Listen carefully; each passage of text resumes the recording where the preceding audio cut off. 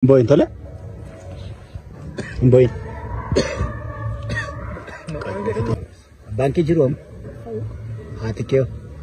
Laman sani. Enyu beramu tesam. Boy ni. Abenke. Akamitti duan. Walau mata jisi. Barakan baranu mum. Kuma lama aku dafur. Hada kyo. Ishis wallo mata jese laman sana dito kot duani dua sela ma dito sana ti duana ta arkitekta kau ke sana ti dia atamitti wallo akka goto ati mati ke keessatti hangafa saja amru jira Yeroo san yeroo abbaan tuffati biratti du'ani.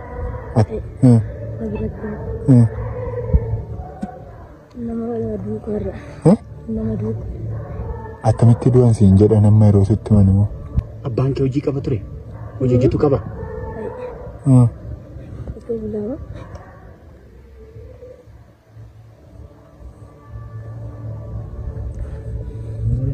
Boyne dis. Abbas haadha sin qabdu dha attamitti jiraachaa jirtare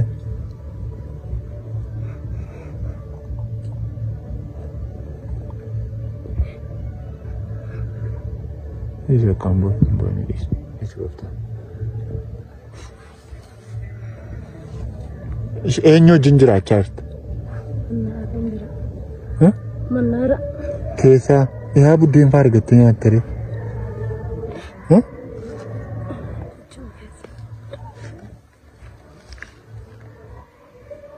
Saya egalte tagafa biyya jirtu. Egalte ture. Amma meeqatti baratte? Amma furitti barate.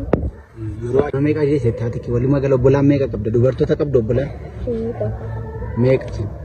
Dubartoota lama. Ashi dhiiroo. Walii gala jaasin. Ati meeqa faara? Lammaffaa. Si gadi ijoollee afurtu jira. Eessa jiru ree? Jarmeda akka yaada daadol irraa addan baasetti jarmeda fakkii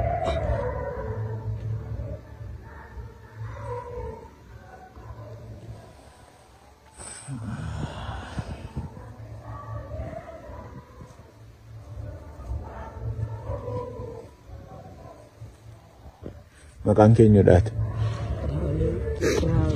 Maatiin akkamitti du'a?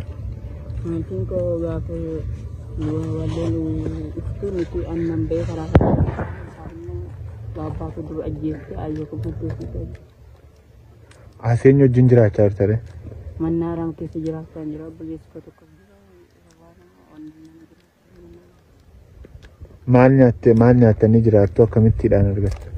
Koroonis nu beeku koroonis nu deeggaru namni waan waa tokko nutti laafee kaasee mannaaraan ofitti yoo buddeen tokko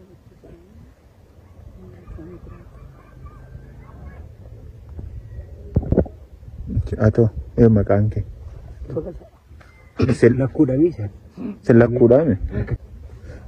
Mee ati nutti maatiin kee akkamittiidhaatiin kan du'an? Obboleessi keenya inni hangafni jira. Boyne dis. Dubaafi gadaatiin nu guddise. Guutuu malee.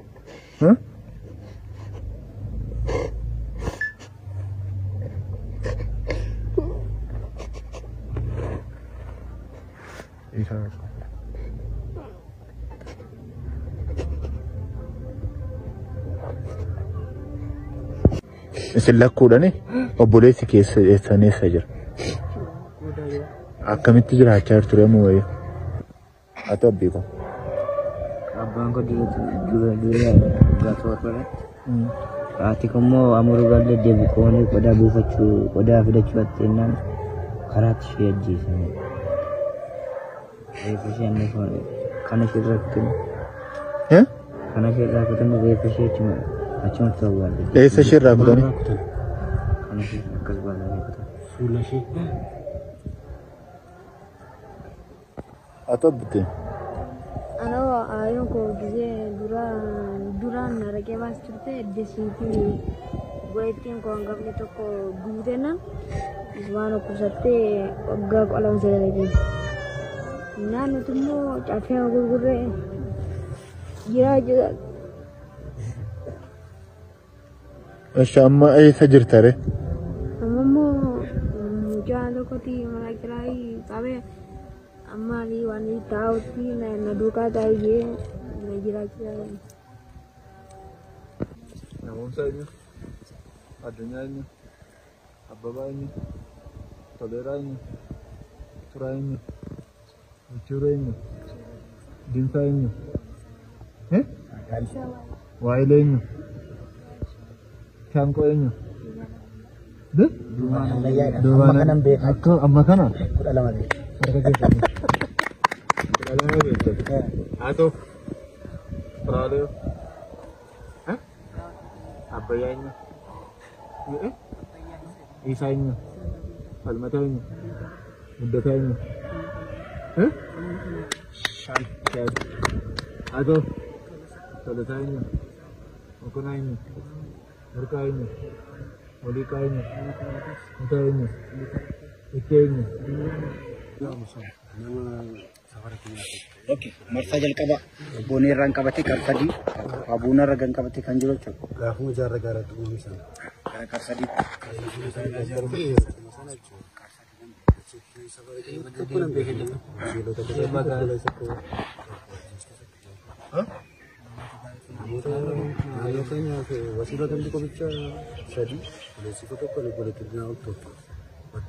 Nama kudha sadii kan jedhame mandara tokko keessaa isin mandara sadii keessa nama kudha sadii kana kophaan qabaanis mandara tokko keessa nama kudha sadii marsaa warra jalqaba Duma tokko Magaaluma ta'an.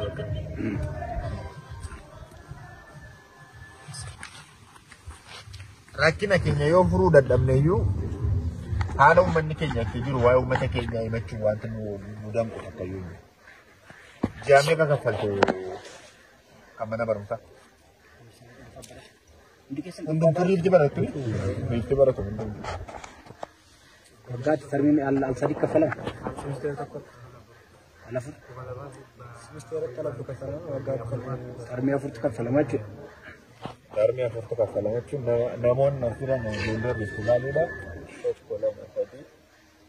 Naamee qabarsiisan. Akkas goona ga'a. Warroota kana agarsiisa. Silkii isaanii, maqaa isaanii, liistii isaanii qaban. Kan tokkittii duwwaa isinii kaffalla sammaadha. Sarmii jalqabaa Hunda keessanii inni tokko tokko. tokkittii isinii kaffalla. Yoo carraa ta'e garuu digdammaan keessanii fi bakka tokkotti kan waggaa kun waadaas miti yoo danda'ame.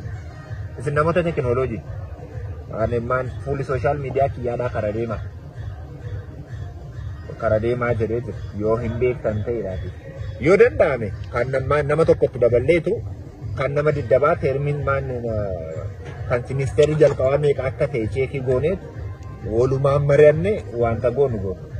Garuu dhibba kan isiniin jedhu addaan barumsicha addaan hin kutinaa. Ishee kana isiniin jedhu.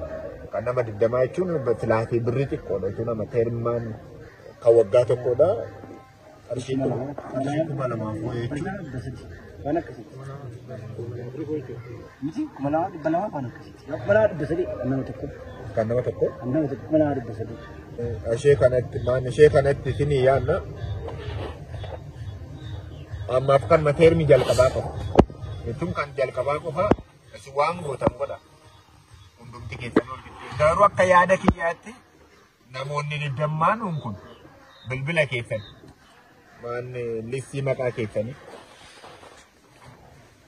Gaafan kaffalama jedhamu immoo isintu deemee kaffalatami. Listii keessaniin isin wajjin namni dhaqee isinii kaffala. Maqaa keessaniiti.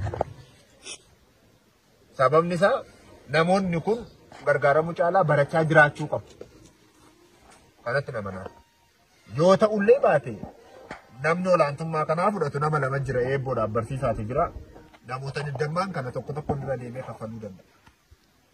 Kana maaliifan jedhe beektaa? Namoota digdammaan 3,000 yoo ta'e. Nama 60 ismaayyuu. 60 Kawaggaa tokko guutummaa isaa cufaa jechuudha. Isa booddee baratanii of danda'anii deemu. Kumni jaatamu. Waggaa arfaffaa kan baratu nama meeqa? Arfaffaan waggaa arfaffaa kan baratu nama meeqa? Waggaa arfaffaadha? Sadaffaanoo? lammaffaan. Waggaa lammaffaa.